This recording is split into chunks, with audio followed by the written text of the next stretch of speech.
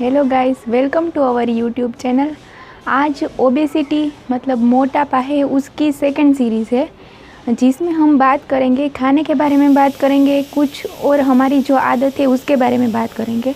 और फिर इसके बाद मैं आपको 3 टूल दूंगी जो आप अपनी लाइफ में यूज़ करेंगे तो आप देखेंगे कि बहुत ज़्यादा फ़र्क पड़ेगा।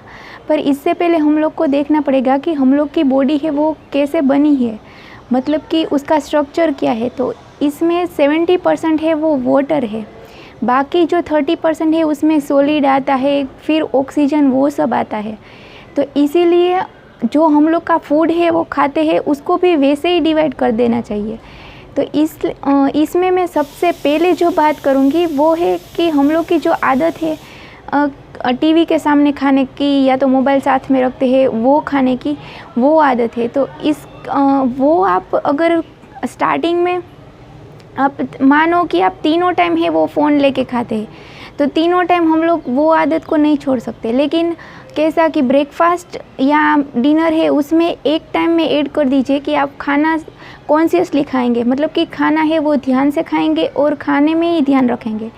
और स्पेशली जो अपने आप को फूडी बोलते हैं उसको तो स्पेशली करना चाहिए, क्योंकि आप जब ध्यान से खाना नहीं खाते तो उसका टेस्ट कहाँ से आएगा। मतलब आप मन से खाना खाते हैं, यहीं वहीं हम लोग का मन भटकता रहता है और हम लोग को पता भी नहीं चलता है कि हम लोग ने कितना खाना खा लिया। फिर दूसरा इसमें क्या है कि हम लोग है हमेशा प्लेट में नहीं लेते हैं जितना चाहिए उतना, थोड़ा थोड़ा लेके खाना खाते हैं। वो मैंने देखा है, बहुत सारे लोग हैं वो वैसे ही करते हैं कि प्लेट में पूरा खाना नहीं लेंगे, थोड़ा थोड़ा करके लेते जाएंगे, ताकि फिर क्या होता है कि उसको पता ही नहीं रहता है कि उसने कितना खाना खा लिया।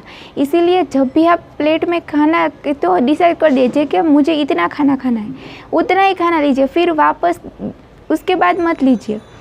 फिर दूसरी जो टूल की बात कर रही हूँ वो खाना चबाने की बात कर रही हूँ, और ये बहुत ज़्यादा इम्पोर्टेंट है खाना चबाना।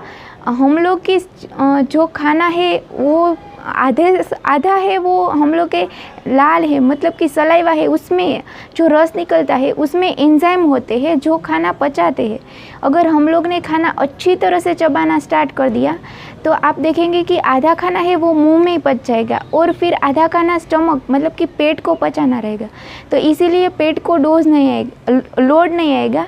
और दूसरा ये होगा कि जो खाना है वो इतना अच्छी तरह से खाना पचेगा।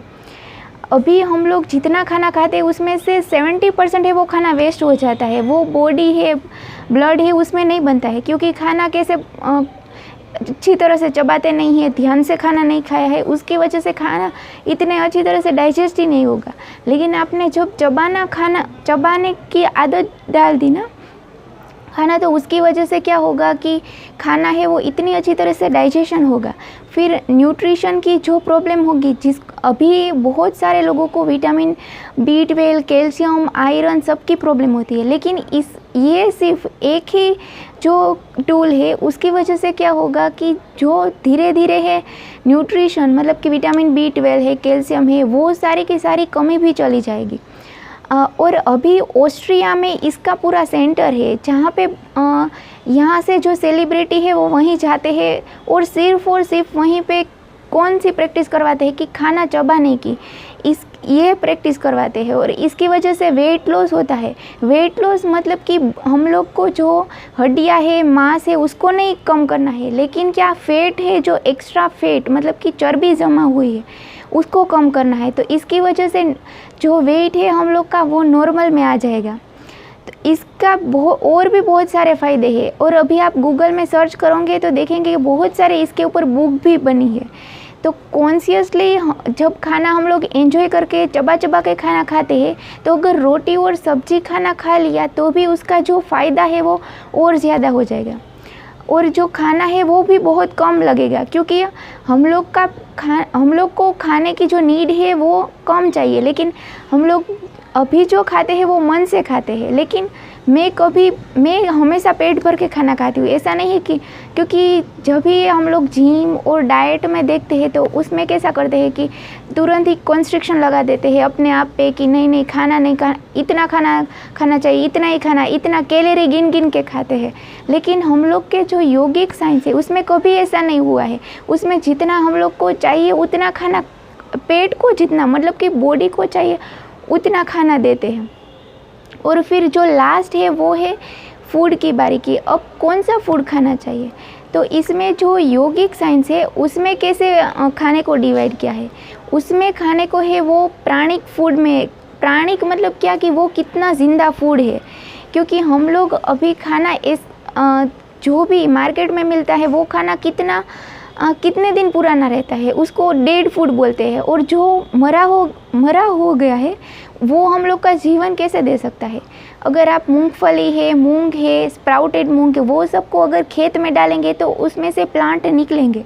लेकिन जो कुरकुरे है, वेफर्स है, उसमें से उसको हम लोग ज़मीन में बोएंगे तो ऑब्वियसली उसमें से कुछ नहीं निकलेगा, मतलब कि वो हम लोग की बॉडी में एनर्जी भी नहीं दे सकता। तो इसीलिए प्राणिक फूड की बात की है। तो आप भी अपने जो अगर आप, और उसमें भी दूसरा क्या है कि 2 मील के बीच में, मैंने आगे भी बात करती हूँ कि 2 मील के बीच में गैप दीजिए ताकि पेट है वो आराम ले और उसकी वजह से जो भी रिपेयरिंग की काम है वो हो सके। तो मान लीजिए कि आप 3 मील खाना खाते हैं, तो तीनों मील में आप कम से कम 20 से 30% फ्रूट, सलाद, वो सब वेराइटी ऐड कीजिए और वो सबसे पहले खाइए। उसकी वजह से क्या होगा कि उसमें एंजाइम होगा। अगर उसको अच्छी तरह से चबा के खाना खाया तो दूसरा जो आप रोटी सब्जी वो खाते हो वो इतनी अच्छी तरह से पच जाएगा। और जिसको भी जो B12 की टेबलेट लेते हैं ना, वो लेने की कुछ ज़रूरी नहीं पड़ेगी, क्योंकि ये सारा का सारा वो वेजिटेबल्स में, फ्रूट्स में एंजाइम होते ही है जो ब्रेक डाउन करके विटामिन मतलब कि तोड़ के विटामिन B12, कैल्शियम, आयरन सब मिल जाता है इसी में। और जो फूड है उसमें पूरा अलग अलग, हर रोज़ ऐसा नहीं है कि एक चावल के पीछे पड़ गए तो चावल ही खाते रहते हैं, ऐसा नहीं। अलग अलग टाइप का फूड ट्राई कीजिए। और हम लोग के जो कल्चर है उसमें हमेशा ही इतने ढेर सारे फूड है जो न्यूट्रिशन वाले तो, पोषण वाले तो है ही, और उसको ऐसे कॉम्बिनेशन करके बनाया है कि इसमें सब आ जाता है, सारे के सारे न्यूट्रिशन, पोषण मिल जाता है। तो बस यही 3 थे। वापस से मैं रिपीट करती हूँ कि सबसे पहला जो चेंजेस लाइफ में लाना है वो ये है कि खाना है वो ध्यान से खाना है, और दूसरा उसको एंजॉय करके खाना है, फिर दूसरा है वो चबा के खाना है, और तीसरा है उसमें प्राणिक फूड ऐड कीजिए, मतलब कि रॉ फूड ऐड कीजिए। तो बस यही 3 था। इसको अपनी लाइफ में लाइए और देखिए कि क्या क्या फ़ायदे हुए। Thank you.